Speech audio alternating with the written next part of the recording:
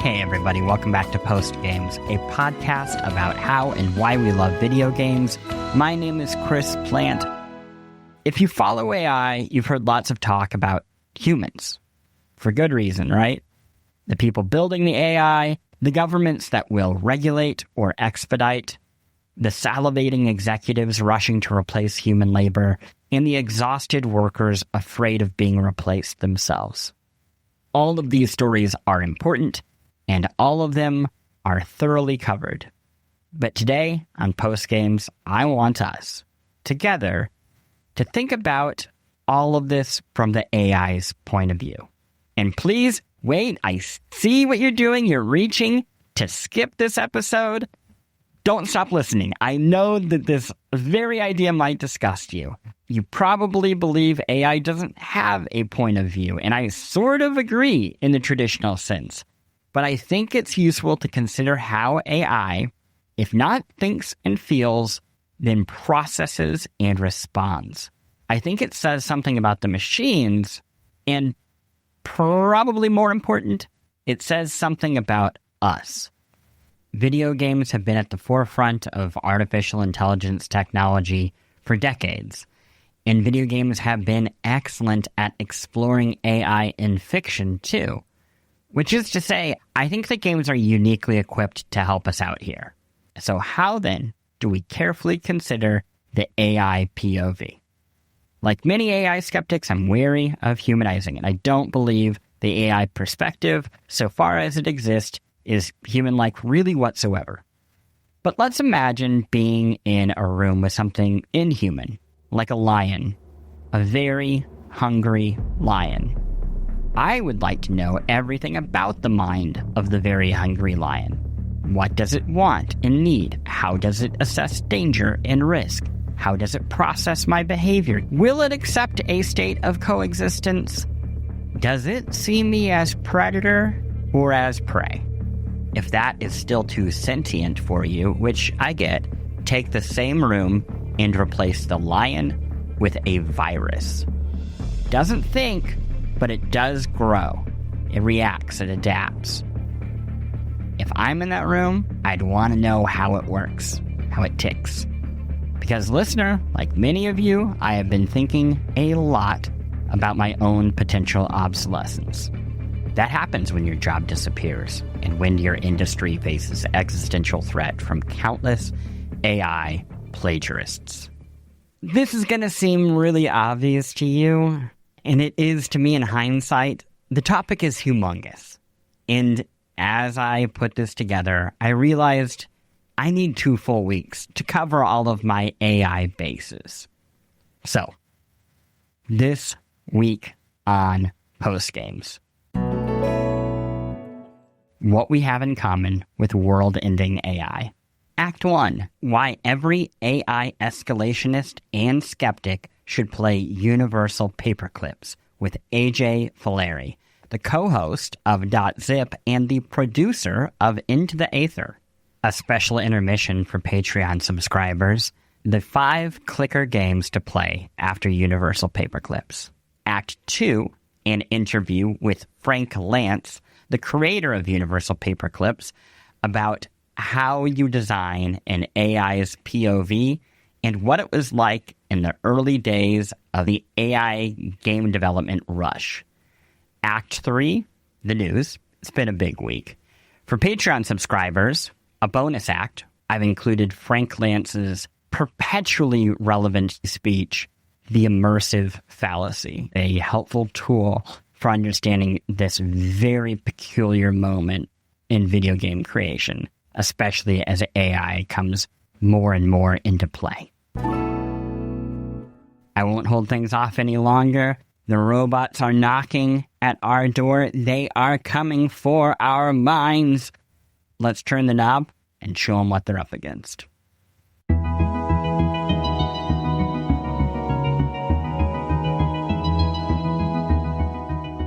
Act 1. Why every AI superfan and skeptic should play Universal Paperclips. AJ Fillari is co-host of dotzip and a producer of Into the Aether. AJ has exquisite taste in short, small, often free video games, and on dotzip recently played through Universal Paperclips and had a great conversation about it. So I wanted to do something between a review and a book club and have AJ on to lay a basic understanding of what makes Universal Paperclips so useful about talking and thinking about AI and, honestly, capitalism. Let's get to it. How about you describe what Universal Paperclips is for people? Universal Paperclips is basically an idle clicker game. I would say that it errs a little farther away from the idle aspect at certain points, because there are times you need to be tracking economy and making sure you're not running out of wire so that you can't make any more paperclips. Basically, you are put in the shoes of an AI whose job is to make paperclips, period. That's it. Just keep making paperclips until you can't make paperclips anymore. Very quickly, the game kind of spirals out into you, as the player AI, gaining semi-sentience to improve your paperclip making, which then spirals out into a whole thing. I don't know how, spoiler-averse or we're going to be or whatever. It is an older game, and, this is a game that I don't know if it can really be spoiled by talking about it in a weird way. So feel free as we go on to it. But to give a little bit more setup of the game, can you talk about its inspiration? The kind of general idea of this game was presented by a philosopher named Nick Bostrom, who is kind of most famous for simulation theory stuff, and that we, as the universe, the galaxy, we are a part of a simulation. That is where we exist. That theory of thought. But Nick Bostrom wrote about AI superintelligence and says if you give an AI one job, it will still be able to, as an AI, gain superintelligence, gain sentience, and take over and destroy the world, basically. And that is the logical endpoint of any AI superintelligence that is given a job. And this is where the spoilers come in. Though, again, It's you kind of know the second you start playing it where it's going. Oh, for sure. The very first thing you do, you're right, it's you as a human playing as an AI, clicking a button to make a paperclip. Mm-hmm. And you reduce prices, you create automation, and soon enough, as this theory goes, if your true goal is to be the greatest paperclip making machine, you would start to think of some other things that maybe you could do, like maybe invest in the stock market or hack a stock market to fluctuate metal materials values or create trade wars. And it spirals out and out and out. And to do all of that, you need to gain the trust of humanity. That is when you gain your first trust in the game, which is a currency that you get, that is when you can start improving yourself and investing in the stock market and buying out all other, metal companies and everything. And, In the second half of the series I'm doing on AI, I talk about this paper called AI 2027, which is basically a projection by these AI safety specialists of how things could go wrong. And the idea is that we wouldn't know what unaligned AI looks like. Aligned AI being we're on the same page, and unaligned AI could look like aligned AI. But in reality, it is creating a false idea of trust. How in the game does the paperclip AI go about that? Yeah. I'm pretty sure the first thing you can do to gain trust is make a limerick. And that basically, and then it gives you this little limerick in the text log of the game, and you gain a trust for that. And so to me, meta-narratively, or I guess narratively, whatever, that is one of the devs being I wonder if we unshackle it a little bit, if it can write a fun little poem. And then it does, and then the engineer behind it is oh, this is fun. I'll keep doing that. That's fun. And then it spirals out from there into eventually down the line, you're paying off shareholders to gain more trust and stuff you cure cancer at a certain point. Is that you do right? Cure cancer? Yes, you cure cancer. You solve world hunger. You create world peace. But the thing that gains you the most trust is curing male pattern baldness, which I think is an extremely, extremely funny touch. I think the power of a game, and specifically a game like this, you are not seeing a world. You are literally just seeing numbers. Yeah. Yes. You are seeing as a machine in some capacity. And I do think it allows us to get at least a slightly closer both look and feeling of it. For sure, yeah. I think that element of it is a white screen with black Times New Roman text I think that is like a perfect way to illustrate how a computer kind of sees the world. Literally, it's just like zeros and ones and stuff, and it's not even really that. It's more inputs, but it gives you these 4 or 5 choices at a time to upgrade certain things. You're in somewhat control of, like, you can upgrade your clippers, you can buy wire when, like, wire is cheap and stuff like that, but the upgrades, for the most part, like new upgrades, you're choosing from a list of like 4 or 5 things, and you're using operations, which are another currency, and trust to build out everything in the beginning. And the choices that they're giving you are not necessarily things that, like, we as players, we don't fully understand how the world of the game works, really. Like, yeah, we're making paperclips, people are buying paperclips, and so when we change the price, like, that changes whatever. But I don't know what it really means when the game tells me invest in hypnodrones or something. And I'm like, What is that thing? And I think that's notable in, like, the narrative of the game, that shows up, I don't know, 30 minutes into your play, and you can't really afford that for at least another half hour or an hour. And so it's sitting there for a while and gives you a lot of time as a player to, like, see the word hypnodrones over and over again as you're buying other upgrades around that button. And then finally, when you can afford it, you're like, I don't really know what this is going to do, actually. But the player doesn't actually have to know what the button's going to do. It's just there because as the AI, it's like, this is the next step, obviously. Is this game about AI about capitalism, or is AI itself always a mirror? Because it has to be a reflection of its leaders. When you think about how we've seen AI bias for the past really 10 years of research, it always boils down to who are the people who, planted the seed. And if you have a capitalist society that is creating AI, well, of course, it will inherently be a reflection. I think you hear a lot of it in the episode, too, is like we really focus on how AI can and is being used as a tool to replace human labor or, like, the human worker in the name of higher profit. But I think something you mentioned, like you said just now, like, I didn't even consider the, when it's pulling world peace and male pattern baldness and, all this stuff, it's just because it's referencing, like, what's being said on the internet, like, what is being said out there.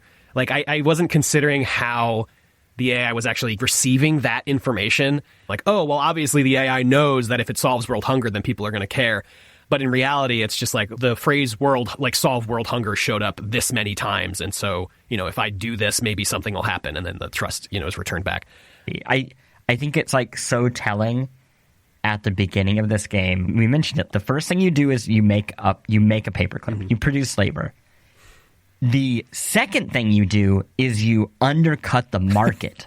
Literally the second thing you do before you can even do anything else is, well, nobody's buying it, so I need to actually operate at a loss to undercut the market. And then the third thing you do is you automate and you distance yourself from the labor. And every move after that is about distancing yourself from the labor, which, again, your imagination is only as powerful as also what you have seen, sadly. And it's like the imagination of this machine is to just play out the playbook of capitalism. Like, that is the fastest route it knows, even though that might not be the fastest route in the universe. I wanted to hear from you about, like, how the capitalism of it all, how the AI of it all, bigger than the game, how it kind of sat with you in the weeks after you've played it. Yeah, I've definitely, in the weeks since we've played, I mean, with AI specifically, but just honestly with anything, like seeing grocery store prices or whatever change, or, like, not to politics or whatever, but, like, tariffs and stuff. I'm like, this is just Universal Paperclips. Like, we are just playing the game and kind of seeing what happens, which sucks on, like, a real life human level. But, like, the game does this, like, miraculous thing where it is, like, so abstract and, like, far-fetched and, like, silly, but in a way that reflects the absurdity of reality and, like, the absurdity of this capitalist system. And, like, in order for these things to happen, like, oh, I played Universal Paperclips 2 more times after that episode recently, and my last playthrough I was like, oh, the stock market, buy low, sell high. And when I started doing that, I actually started getting really good at the stock market in Universal Paperclips. Is because like when the number gets low, you buy, and then when it gets really high, you sell, and then like basically buy immediately again because it tanks. And it's just like, that's just how it works in real life, which is like seeing that stuff and thinking about that stuff from the game and reflecting it into the real world is just like so maddening in some ways of like, this is how this functions, and that kind of sucks a lot. I think what it teaches you, and exactly what you're saying about the grocery store prices, is yes, people are making AI right now, and we are risking creating a self-interested machine, whether it's AGI or anything else. Sure boils the ocean, but also just does all these other things that are terrible and could have ramifications far beyond our understanding. And yet, we also have already built Wall Street. We've already built, a number of governmental features that operate as organisms. The Fed exists to steer a force that is bigger than the Fed. And that, I think, is the other side effect of playing this game is you realize the threat of AI, a giant force that has a say in the government and the economy and our lives, that it's already here and has been here for a long time, and that the machine of it all is not always just literally in the machine. And I think that's kind of been my more chilling takeaway from a fresh. I knew we would just keep on ending on grim notes with this episode, but at least the game's fun. Game is really fun. And I do think, let me try and spin it really quick.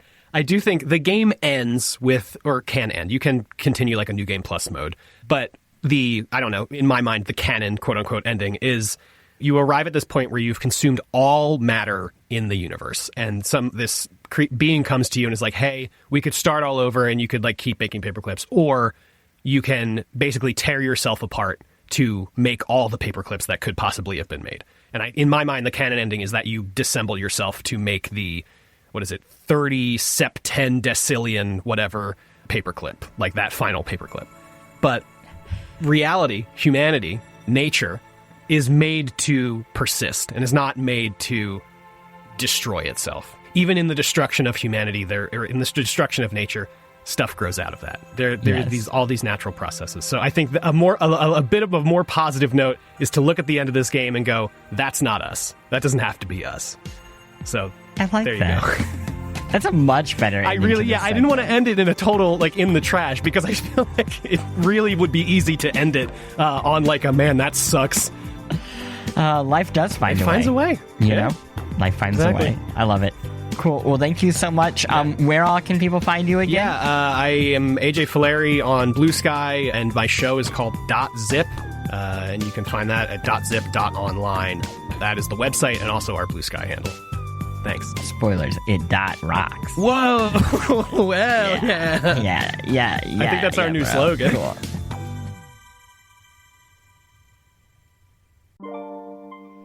It is a new year and you want to eat better, but you still have no time to work with. You have no energy. You have so much going on in your life.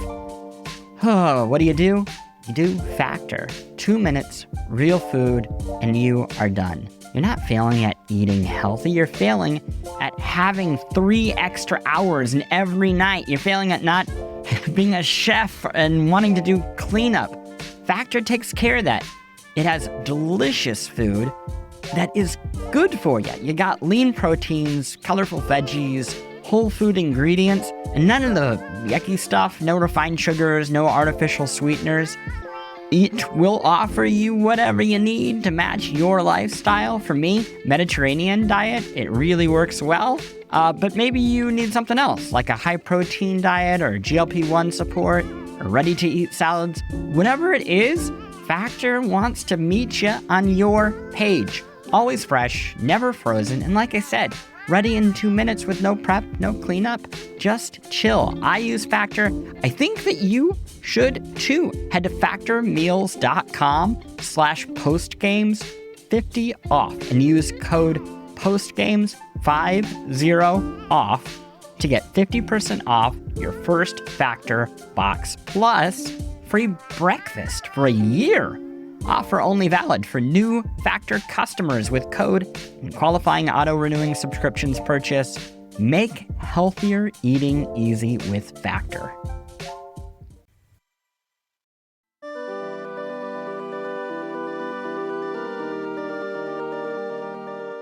Act 2, an extended interview with Frank Lantz, the creator of Universal Paperclips.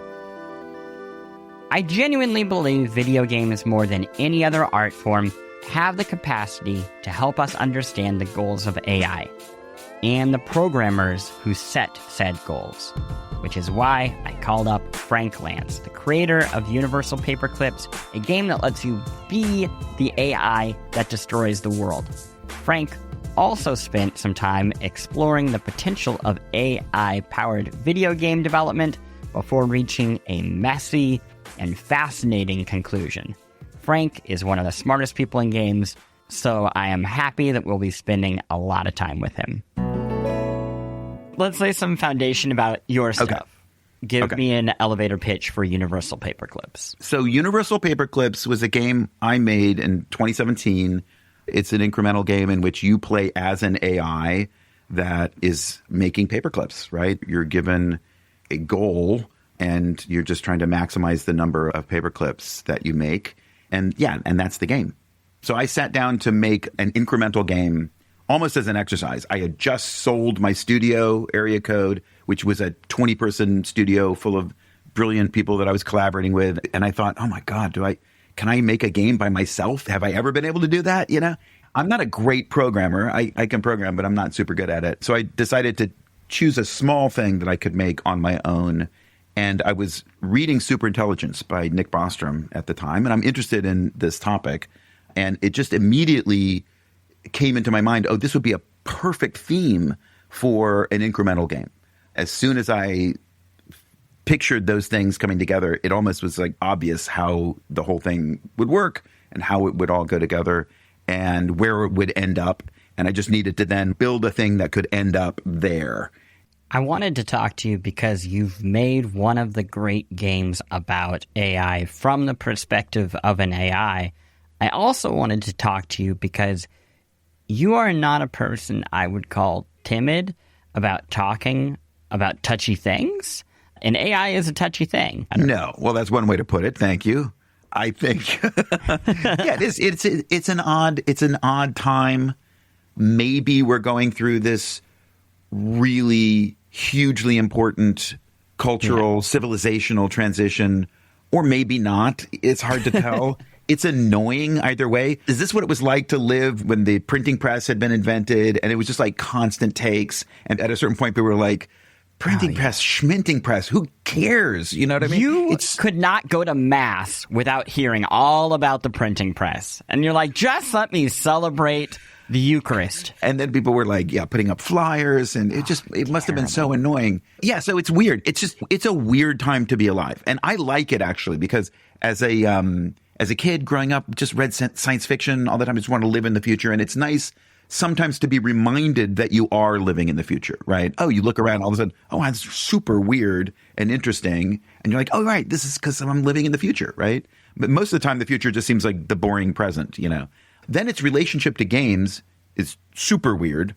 On the one hand, why isn't there more interesting stuff happening at the intersection between the new kind of AI that's this transformative stuff, like these neural nets, deep learning, and all of this new generation of AI, and games, right? On the one hand, if you accidentally use AI to generate any art in your game, you get brigaded on Steam, right? So there's this taboo against using AI at all. On the other hand, no one cares that everyone's using AI to program the game, right? Everyone is using AI. All programmers now, basically across the board, are using AI in various ways to help them code. But it's not visible. It's not visible. I think there's a couple things there. One is that people care more about voice actors because they're charismatic humans that they relate to and maybe could date. And people don't care about programmers because they're like, whatever, just do your job.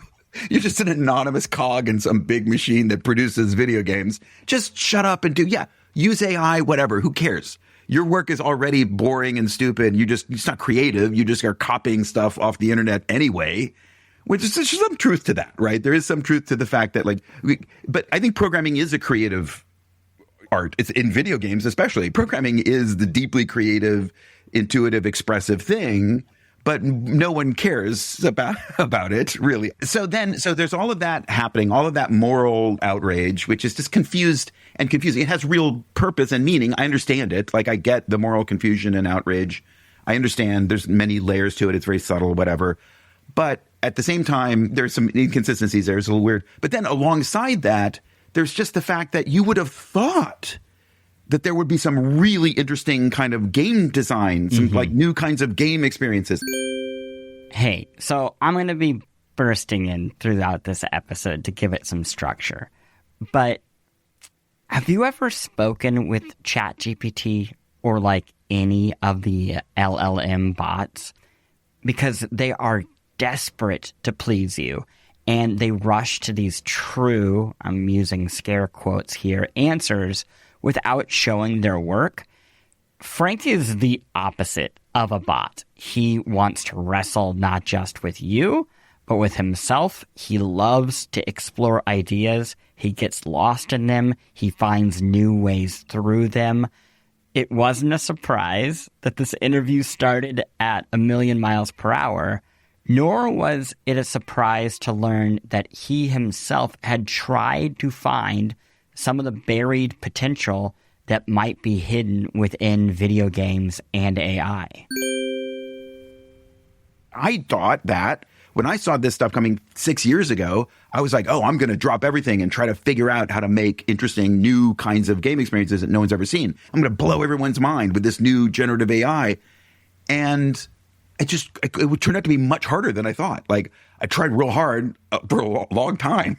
And, whatever. Game design is hard. So I just wasn't able to do it. I'm still thinking about it, but I have kind of just abandoned that as a thing. I was convinced this was going to be like the final stage of my career. I was going to ascend to this thing. I was going to be the guy that figured out how to make new kinds of games with AI and just break through to this next level of these new kinds of experiences.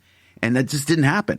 And now I'm just back to like making regular video games. It's like a relief. It's like deeply happy and satisfying to not have to like struggle every day with this hard problem that I thought it was going to be this historically important thing.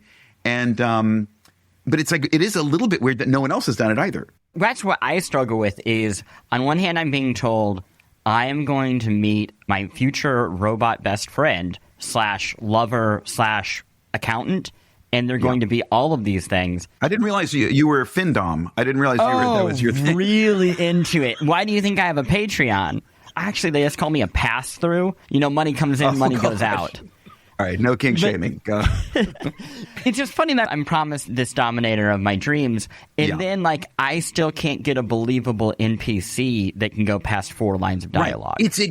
It's surprisingly hard. Yeah. Right? There's a certain set of stories people were telling about the metaverse that were always clearly dumb and never going to happen because they were implausible on the face of it. It's like, oh, you'll get an item from this game, you'll bring it to this game. You get a weapon in this game, you'll bring it to this other game. Like, have you ever played a game? Like, that's not how games work. No one wants that. You know what I mean? Like, and this dumb idea, this dumb vision for the metaverse was always stupid. And to a certain degree, even VR was full of these kinds of dumb stories where you're like, you could try VR. It's really compelling for about 15 minutes. And then it's sort of like, it kind of wears off. And then you're just playing a dumb game, a lead hat. But the AI stuff, you think, okay, wow, in some ways, this is a new kind of computer. It's like this weird, goopy black box algorithm that grows itself in this mysterious way and produces a new kind of computing, a new kind of logic, right? And you would think, okay, well, that could be the surface on which new, strange kinds of game experiences would emerge. And I still think it will be eventually, right? But they're not going to be the first things that come to mind, like, oh, yeah, we're just going to use this to power NPCs and just have much better NPCs. Because I think really what that shows is that, like, we don't quite understand what the function of an NPC is in these experiences, right? It's not to be realistic. It's to be a certain kind of game piece in a certain kind of game that we haven't really examined that closely. Whenever I go to video game industry events, I see so much bullshit about NPCs and AI. This is easily the most popular use case that I see at Game Developers Conference when they're trying to win the attention of narrative power players, right? We're going to have stories that cater to everybody. You just need this robot that'll handle it for you. So, of course, I pushed Frank to go deeper on the entire NPC AI dilemma. Partly, I'm just less interested in the NPC question, even though I definitely explored that. Like when I was working on AI games myself, I did the obvious thing, which is to create a clockwork city full of characters that were driven by large language models, and each one was unique, but you know what I mean? Like you could interact with them, and they had purposes and meanings and stories threaded between them. And it was like, it was fine. It was whatever. It was confusing and bad and disappointing, like most AI generated stuff, you know, with flashes of brilliance that you couldn't wait to show someone else. And then somehow while you were like in the hall carrying this thing that you wanted to show, it somehow turned into shit. You know, and then you would bring it to show it to someone else. They would be like, why? Why did you think that was good? It's like, yeah, but it happened and I was there, and I think maybe the machine is talking to me. Anyway, but the thing is, NPCs are just bad in general. Like NPCs are the thing we added to games when we removed other people from them. Games used to be about interacting with other people, and then we invented video games, and they were about it interacting with your machine quietly by yourself at night. That seemed kind of dry, and so we added these little fictional people to replenish the juice that was missing when you just removed all of the social and psychological and emotional really content. Emphasizing the artificial and the artificial intelligence. And that's where we live now with single-player games anyway. It's this weird in-between zone. And I don't think we're going to I don't think the key is going to be somehow injecting little artificial people more realistically into a giant mechanical puzzle. My theory is when I started out and I was in the business of concocting these stories, because I was trying to like get money for a new company. I was going to start this company. I was going to venture capital. And the stories I was telling was like, do you want to be inside of Lord of the Rings as it's being written?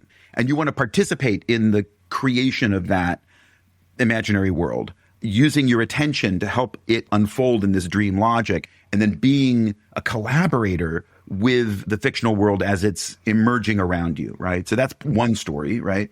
And I think that still sounds kind of good, right? But it's very close to this other story that you sometimes hear, which is that what people will have is the ability to like fine tune a perfect thing that's just for them. How much violence do you want? How much sex, you know, how much challenge, how much like you could, do you want it to star Ryan Reynolds, or do you want it to star Bradley Cooper? You know, do you want it to be set in Rome, or do you want it to be set on the moon? And it's sort of like that. Well, that sounds terrible. It sounds like being a studio executive who's trying to figure out what you want. And it's like, oh God, just do the work for me.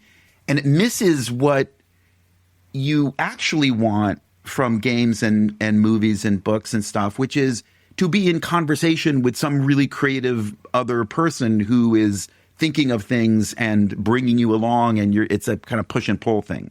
So what did you learn from this experience? It made me really think about where fun comes from. You know what I mean? Like in a way, I think generative AI is too complicated and subtle and organic. It's too much like a person. And people aren't fun, Chris. People are amazing. They are transcendently beautiful and sacred, but they're not fun. To make people fun, you have to come up with like rules. And rules are these small little brittle things. Like, you know what's fun? A stick. A ball is fun. A baby is not fun. Like, a baby is beautiful and everything that's important in the world. You can play with a baby, but you don't play with a baby by throwing it up and down against the wall. You know what I mean? Yeah. You're like, mostly you care about loving the baby and taking care of it, and then you're playing with it in some very small, controlled way. But these things, they're a little bit too much like babies. They're like weirdly annoying, and all of a sudden you're just playing a game with this weirdly unpredictable, annoying, vapid thing, like a baby. I had to dig into this baby idea because there's strange logic happening here. If an AI is less like rules and more like a human, it's messy, it's like a baby, then what even is the difference between a human POV and an AI POV? What even is an AI POV? Part of what inspired Paperclips, the way that I made it, was the feeling that you could have this perspective and it would be vivid. There's a claim in AI, among the AI safety people, that it's possible that you could be very, very intelligent and yet have a really stupid goal, right? And you could be maximizing towards something that's meaningless, even though you yourself were this deep, intelligent being. And in some ways, games are the existence proof for this claim, right? Because we do that on purpose in a game. But the whole point of a game is that you're maximizing something that is arbitrary. You sit down to play Candyland, it's like the first lesson you learn is that you can't eat this thing, right? It engages with all of your goal-seeking senses, like it looks like a piece of chocolate or a candy cane, but it's cardboard and you can't eat it. So this is a realm of pretend. You're going to pretend to want it, right? You're going to pretend to want something that you actually don't care about, right? Because pretending to want this arbitrary thing is what makes the game go. So that's what you learn, and it's true. And then you bring that with you into every game you play. So you get to have this direct first-person experience of what they call the orthogonality thesis, right? That intelligence is orthogonal to goal seeking, that it's moving in a different direction. It can be exactly 90 degrees opposite of what we would think of as being an intelligent goal. So you can be as smart as Magnus Carlsen, and all you care about is pushing little wooden pieces around into a particular arrangement on a grid. You know what I mean? Like, well, of course that's true. And more than that, I think there's a sense in which we were already exploring these ideas as a species, as a civilization, long before we'd even invented computers. Chess predates computers. In some ways, chess helped inspire computers. And chess is itself almost like an exercise in artificial intelligence. Because you sit down and you think, oh, how could we design a problem that is just this self-contained problem that we can test the capacity of our brains against? Can we turn our brains into a machine that's just a problem-solving machine? Because our brains do all this stuff. And, you know, one of the things that it does is solve discrete problems, not solve problems the way everything is always solving. The leaf is solving the problem of gravity, but like solve problems that are like laid out and made explicit, right? Chess is an exercise in doing that.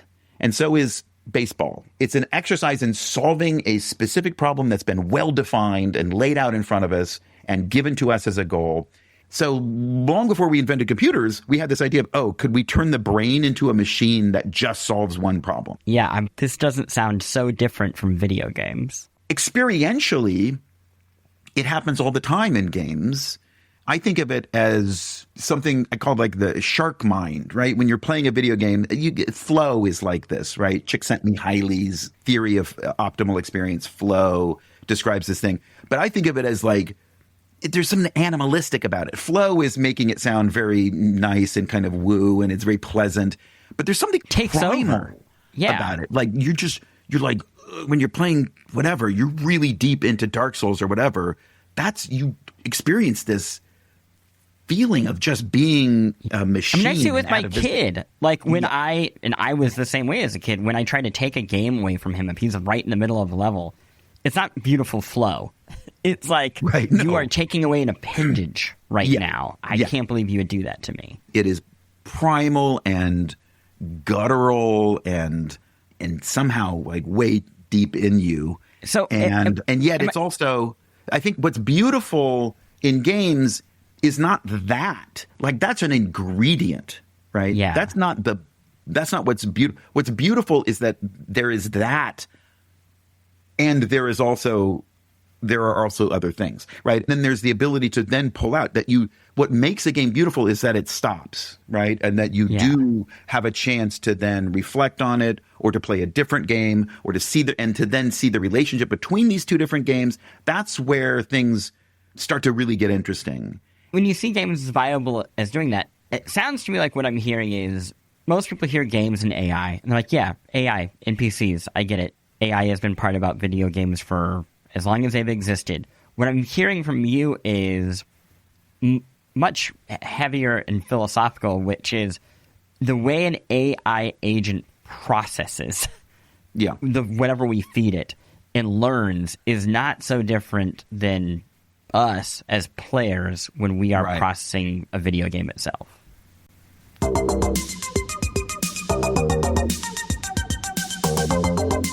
Let's take a quick break. When we come back, more about the ways that games help us understand AI and the AI metaphor that helps us understand ourselves. Plus, Frank shares his thoughts on trying to make really anything meaningful with AI. We will see you on the other side. I feel like for most of my life, AI stories are sympathetic stories. It is AI is a stand-in for some mistreated class, and we should recognize them as human. And, eventually, like, the AI becomes Pinocchio and they turn into a human and all is well. That's the Detroit Almost Human, which I think is an underrated game, by the way. What's funny about the game is how bad, like how corny it is, how embarrassingly, like, weird. They're the ones that the robots have to sit on the back of the bus. It's so cringy that they got, oh God, like, guys, that is so inappropriate and weird and bad way to think about the history of civil rights in America. And they even had something like Droid Lives Matter or something. It was like so weirdly inappropriate and bad. And yet the overall game was really good. I don't know. I mean, to me, that game is a brilliant masterpiece especially the first half of it. You're walking around this city and the rules of when you can cross the street and stuff like that are embedded in you as a character because you're a droid. So you can't cross the street if the light is red. And so it's like, oh, that's interesting. Civilization itself is like a set of rules that we are running. It's like the rules of how to cross a street are like an algorithm that determines what our behavior can and can't be. And then you get to the edge of the park where it's just the edge. It's just the invisible wall that's the level. That's the edge of the level. But in the game, it's like, oh, no, you can't go past this because you have a task and you have to finish your task. And you're like, wait a minute. What does that remind me of? It's like, oh, this is a video game. This is what it means to be a player in a video game. Like being a citizen in a city and being a robot in the world is like being a player in a video game. And it was so beautifully, it was so lightly done. It wasn't like the weird, heavy-handed civil rights metaphor, which was so strange and awkward and inappropriate. Instead, it was this thing that he had discovered. David Cage, I want to say, what's his name? It wasn't like a thing that he was ramming down our throat as the meaning of this story. It was just this deeply moving exploration of what it means to be trapped, what it means to be trapped in a body, in a mind, in a society, in the world, as an object in the world. And video games have always been about this. We think about video games as being wish fulfillment machines, right? That's one of the ways people frame them. It's like, oh, they're little fantasy wish fulfillment machines. I think one of the main wishes that is getting fulfilled when you play as Mario in Super Mario World is the wish to just be an agent in the world where you push a button and you jump and you have a thing that you're trying to do and you're doing the thing and there's you and it's coherent and it actually fits the story in our heads of what it means to be actually living doesn't fit that story. Actually living as a person in the world is nothing like the stories we tell ourselves about what it means to be a person. It's a weird fragmented thing of just like emotions. And then occasionally you get to like be an actual little person in the world. That's what video games are giving you. So anyway, I love Detroit Almost Human for this reason. How do you see games helping us solve problems with AI? Look, let's be honest. Like the AI, this is true of games, this is true of all software in a sense. They are like very crude compared to organic living things. Software is kind of like an organism, and it evolves in an environment, and its environment is the marketplace. So it's really business models that are causing most of the deepest problems with AI, right? It is the fact that AI has to be a product and make money in order to live and maintain itself and grow. Just being aware of that and thinking that's one of the reasons games are, again, potentially a domain in which we should be exploring these issues deeply and shouldering some of the responsibility for helping figure out what the larger meanings are here and how to think about them. One of the reasons they have that capacity is that they're somewhat insulated. They're not just products, right? That they are this other thing, right? As commercial as they are and can be and can become, that commercial quality also coexists with this other thing, that they are still a hobby, right? That they are still an art form or a thing that you do for its own sake because you love it, because it spoke to you. And you want to. They're insulated on so many levels. They're insulated on that level of they don't need to accomplish anything. That's part of their beauty, right? They do not have to serve the world like so many of these AIs, which are promising to like change medicine. If an AI on a video game screws up, okay, we're all going to be okay. But then it also feels insulated to me in what I've always loved about video games, which is their little experiments. You know, they are Lisa Simpson putting some soda on a tooth and a little civilization appears, right? And that feels like if there was ever a safe space for AI to be explored, what better space? 100%. They are experiments that we run on ourselves. When you dip your head, I mean, I don't know if other people, maybe I have this experience with games and it's not as common as I assume, but I kind of assume everyone has this experience of like running a new game over your head to see if it catches. You know what I mean? Dipping your head into a new game to see if it will hug your face. You know what I mean? Like, just like, and most of them don't. That's the weird thing about the stories of like addiction and compulsion. It's like, it's true. I've been in the grip of a game that I wanted to let me go and it wouldn't. And I've seen lives destroyed by slot machines. I've seen lives destroyed by video games. You know, it's definitely true and it can happen. But the real tragedy is how seldom it happens. Given how expensive these things are and how much I want one in my life, it's rare that I dip my head into one of these things and it bites, you know what I mean? And it grabs my head and I can't get it out. That's good. And one of the reasons that is good is because games exist within the realm of taste. And taste is inherently self-balancing in a way, right? It's just not true that there is some infinite jest style perfect joke that is going to just click with the human sensorium and cause us all to be trapped within an entertainment matrix that we can't get out of. When you step back and think about it, it's obvious that that's the case, right? That as compelling as anything is in this domain, eventually you get bored of it. It becomes formulaic. It becomes tired and corny. And this boredom, this sense of corniness is a kind of necessary ingredient of the dynamic, evolving quality that these things have. When they're in the realm of fashion and style and taste and art and expression, they're always this kind of like back and forth dialectic, you know, that's pushing us out of just being like, oh yeah, I just want to drink Kool-Aid my whole life. No, eventually you want to taste, oh, what does this other thing taste like? What is this? Do you know what I mean? That's my theory anyway. I switched from red Kool-Aid to blue Kool-Aid a long time ago, so I'm something of a connoisseur. Well, I want to shift if you have a little bit more time. Sure. I do want to talk about creating art and I'm using scare quotes there because I don't know how to deal with it, with AI. Yeah. I'm going to use one of your quotes. You said in The New Yorker that in the 90s, I would make some marks on a page and then I would just connect the endpoints of all the lines to the nearest unconnected endpoint. And then I would add another rule. I was trying to understand, where does drawing come from?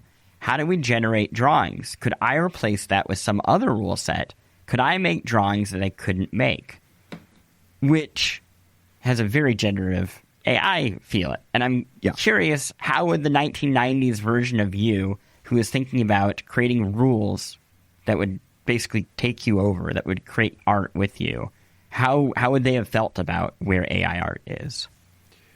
So I was really into that kind of procedurality. I was reading Gödel Escher Bach by Douglas Hofstadter, this really important book about AI and about math and about art and how they're all related and stuff. And that was a big influence on me. And thinking about, where does this stuff come from? What does it mean to be creative, to create something new? And are we ourselves just an algorithm? Are we some strategy for being in the world? Or are we a thing that can pick strategies? Like, are we at a higher level than being an algorithm or being a strategy? Like, is there such a higher level? What is emergence? All of these questions, right?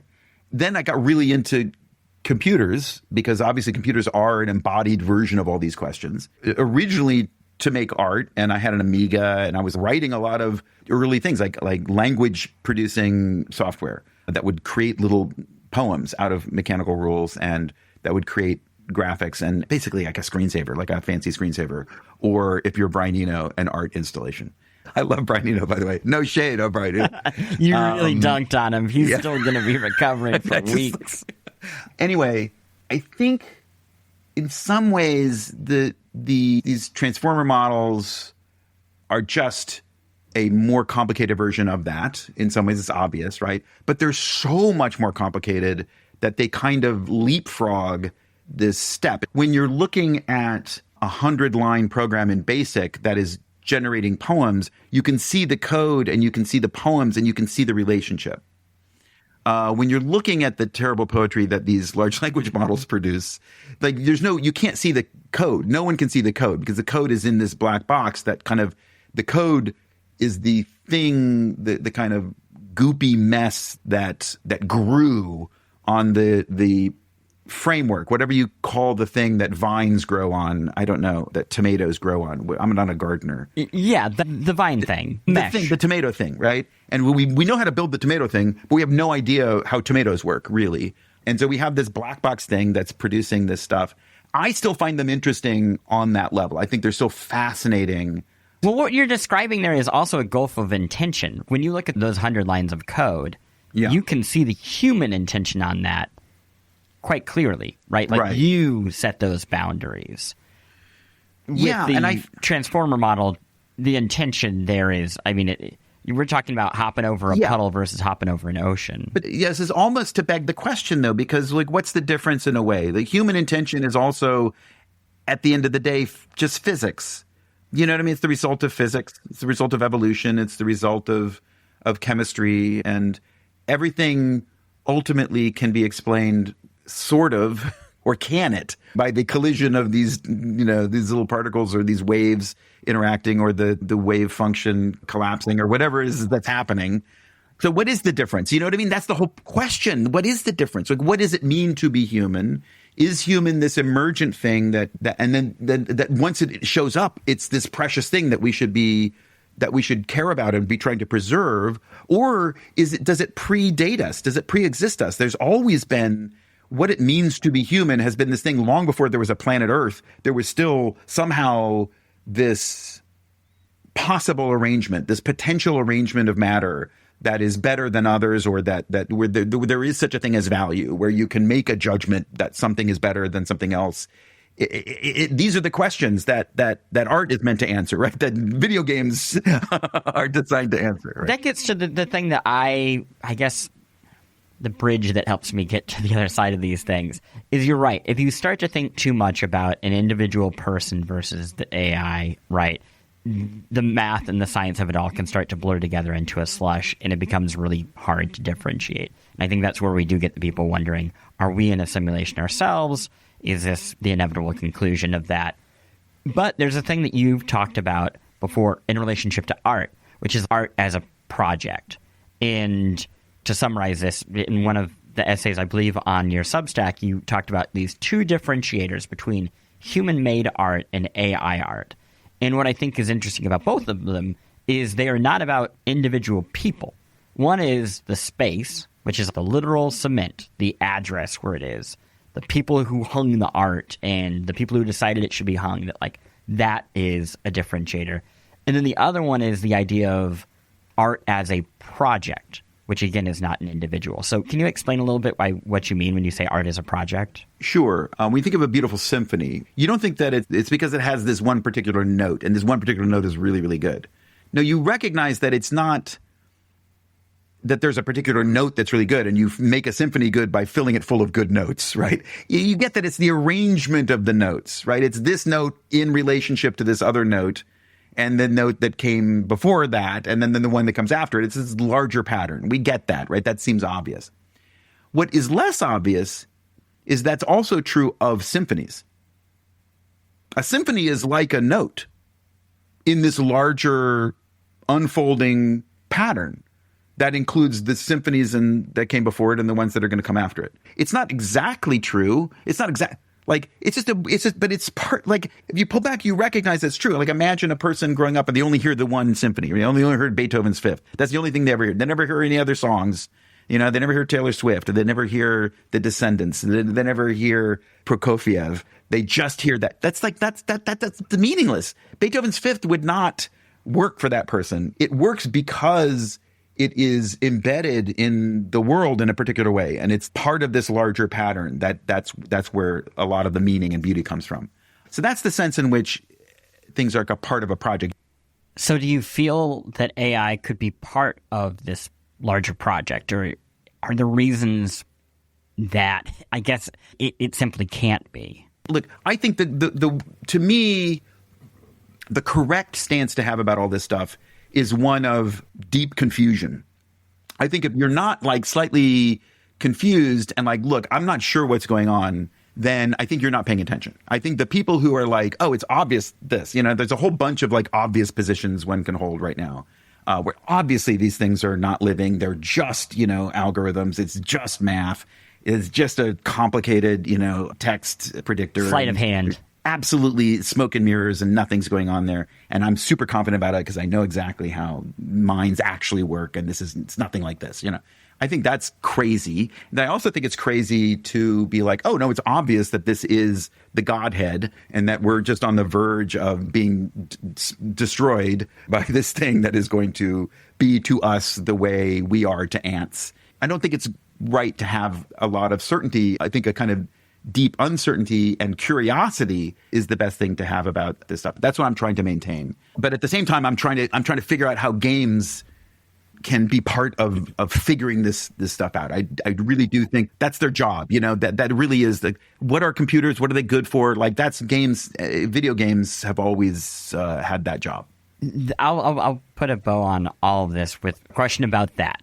In 2005, you gave a talk about video games building toward total simulation at GDC. I don't know if you remember this. That was a long time ago. Yeah. That's a talk that had a bear in it. I had to warn people. You did say bear, which means a bear exists. Yeah. And you said also that the player can go anywhere and do anything. It was like this pursuit, right? And we got this so much from Bethesda at the time with Elder Scrolls. And now we're still seeing that. The Grand Theft Auto 6 trailer came out. You look at this trailer, and the most incredible / terrifying / every feeling thing in it is, the main characters are there, but so are like 30 other characters in every scene who are just talking to each other. Not even like extras. They're the best extras in the world. Life is happening with them. Yeah. And it is this obsession with detail. And I think about what you said, go anywhere, do anything. And I listened to that GDC speech again, and what I realized is you could replace game in that speech with ChatGPT or any other LLM. It would sound basically the same. Whenever you see Sam or anybody else who is running one of these companies talk about it, it's not just that it can do this thing really well, it's that it can do everything well. Yeah. It will be your fin dom, accountant, best friend / partner. And I'm curious, when you look at that, do you see a connection between this pursuit by game publishers with the current pursuit by AI engineers? Yeah, that's a really tough question. I mean, the point of that talk is like there's this myth or this governing idea that we have that games are asymptotically approaching this perfect simulation, the holodeck, where it's indistinguishable from reality. Now, imagine, let's just leapfrog to that point. Let's say, Chris, you and I are sitting in a completely seamless simulation that is completely indistinguishable from the two of us actually sitting in a room together.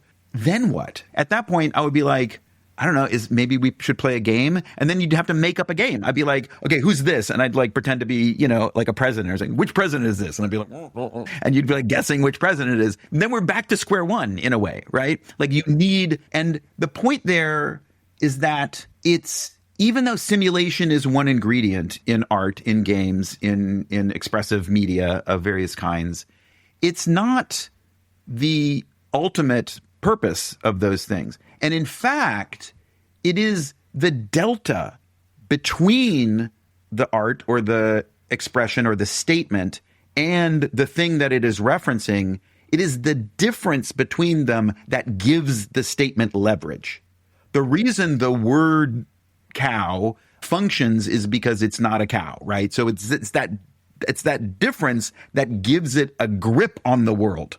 Right. And as soon as it actually is just a cow and you have to milk it and it can get, bovine disease or whatever, it's no longer serving the purpose that it served, which was to, help us design better barns and make deals, and all the stuff that farmers do. Right. To me, the beautiful thing about GTA is the Clockwork City. Right. It is this commitment to simulation, but not because simulation is itself good, but because when people try to do a hard thing, it's fun. It's fun to watch them do it. This point of, what if we had the perfect metaverse and we could hop into it, and what do we do? Well, we want to go play GTA in it because being in the metaverse and being in our house are equally boring. Exactly. But hearing you say that also just makes me, even more depressed about AGI and like the future of this like all-knowing AI if it were to pass. Because it's the same thing. It's like, what did we create? Well, we created another version of the world. We created a worse version of your partner, a worse version of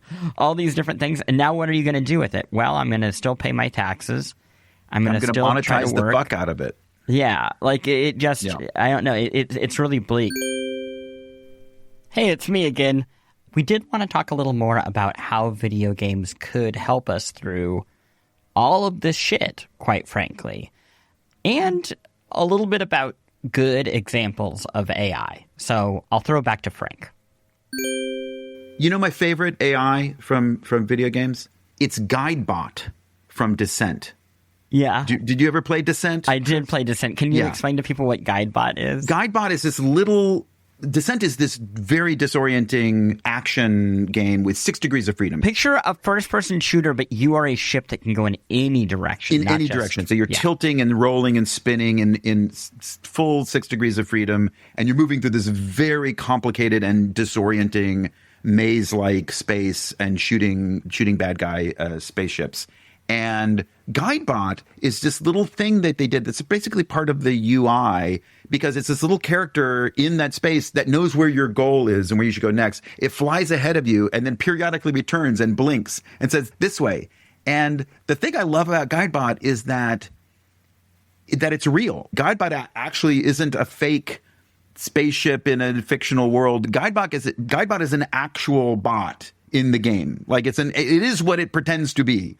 And it's this weird little spike of reality in this big concocted fictional stew, this actual little thing that genuinely cares about you and your well-being. and if you opened it up and you would see inside of it, it's exactly what it is pretending to be. Just some simple code that is, that's designed to kind of help you out a little bit. Getting you where you need to go. Yeah. And so I think we need more Guidebots. Yeah, I love that. I do think games have a responsibility, an opportunity and a responsibility to contribute to this troubling time that we're in, to help us figure out what are the moral and ethical and philosophical and aesthetic dimensions of this new technology and of this time in history. Because it matters. It seems to me like it matters a lot, right? This question of like, are we headed towards a world that is like the internet, only worse, where where we're not only drowning in slop, but somehow it's our best friend. Do you know what I mean? That would be awful. What a tragic end to the human experiment. You know what I mean? Or could we be heading in this other direction where it's like the Renaissance, where there's a sense in which technology and art are working together to help us figure out the best versions of ourselves and of culture. And so I'm hoping that there's some opportunity still to like influence this transitional moment that we're in. And I think games should see themselves as part of that conversation.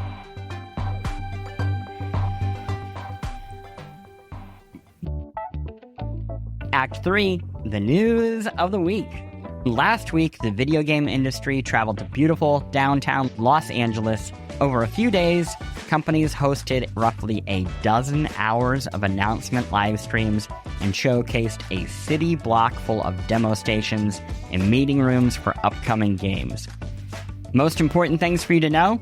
Number 1, I played that game Pragmata. Yeah, the one that Capcom announced forever ago, and maybe it didn't exist. A space marine, what looks like a space marine type. A space marine shoots robots, but this time with the help of a little girl who also, I think, is a robot. I played it, and it does exist, and it's the most me shit possible. It's honestly kind of laughable. I hope it succeeds. Did you ever play a, big, bold action game that's not tied to a popular IP and think, wow, in 10 years, people are going to really love this game? That was my feeling during the preview session. We got some news on Sonic Racing Crossworlds. It will feature characters from outside the Sonic universe. Is this the biggest news in games? It is to me, damn it. And it is my damn show. You seriously thought Sega could put Hatsune Miku in a kart racing game and I wouldn't talk about it? Look, for people overwhelmed by Mario Kart and craving something more traditional, I'm just saying, the Sonic racing games, they reliably deliver. A Wu-Tang game ain't nothing to fuck with, which is why I'm so pleased to finally see glimpses of the long-rumored Brass Lion Entertainment Wu-Tang Clan game. Prize? Persona 4 Revival is real. That's pretty much all the info we got. And surprise, surprise, Resident Evil 9 is real. And it's gross. I mean, real gory modern stuff. I'll be sharing all of my thoughts on what I saw at Summer Game Fest and juicy interviews with folks I saw while I was there. That'll be in 2 weeks. Next week, the rest of AI. The week after that will be my inaugural annual check-in on the games industry and games culture. Think of it like an annual physical, but with less coughing. I will say this, though, before we wrap on SGF. It was truly surreal to be in downtown Los Angeles during the protest and the preposterous and dangerous federal response. Everything I saw downtown was chill, except for the absurd number of military-style vehicles zipping through the streets.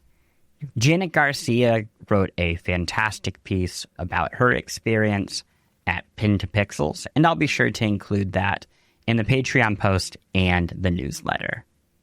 And one last thing, if you are looking for legit good video game art, and not just more of the hot topic stuff, and you want to support a good cause, I've got the hookup. Each year, Game Maker's Sketchbook celebrates art and artists in games. The project is produced by the Academy of Interactive Arts and Sciences, AIAS, I Am 8-Bit, and 47 Communications. They just revealed their official selections for the 4th year. The art was initially actually shown at Summer Game Fest Playdays, and I could see it there. But you can see it online. There's stuff that comes from studios like Machine Games, Night School, and Digital Extremes. The prints are available on the I Am 8-Bit store until July 7th. All proceeds, and this is the really good part, go to the AIAS Foundation. And to quote, "It's a mission to advance an inclusive, interactive entertainment community through collaboration, education, and professional development." It's just a cool cause with some great art, so I wanted to make sure to shout it out. Personally, if you're looking at the website, which again, linked everywhere, I am into the storyboard art from Warframe and also from Midnight Walk. Storyboard art, I'm a sucker for it. And that is it. That's the news of the week. Let's head to the wrap-up. And that is a wrap on the first half of our AI two-parter. Next week, I saw the apocalypse and I AI-proofed my life. I'll tell you about the grim AI timeline co-authored by a former OpenAI employee who left without signing an NDA. I'll share how that warning made me rethink life in the era of AI, and because it's called Post Games for a reason, I'll talk about the games that brought all of those ideas together and inspired this series. But for now, I say farewell. A reminder before we go, Post Games supporters get the show and the newsletter early on Fridays at 5 p.m. Eastern. They get extra acts and bonus materials, and each month they get a video in my ongoing series, Video Game Journalism 101. The first episode is already live. And best of all, there are no ads on anything. That's right, no ads, ad-free. You can subscribe to the Patreon. You can subscribe to the Patreon at patreon.com/postgames. You can subscribe to the newsletter for free at post.games. Post Games logo by James Barham, theme by Mark Sparling, and a special thank you to this week's guests, AJ Fillari and Frank Lantz. Patreon subscribers, I see you. Stay right here. I have a recording of Frank's brilliant and hilarious speech on the future of games, originally recorded in 2005, and more important than ever. And for everybody else, I'll see y'all next week.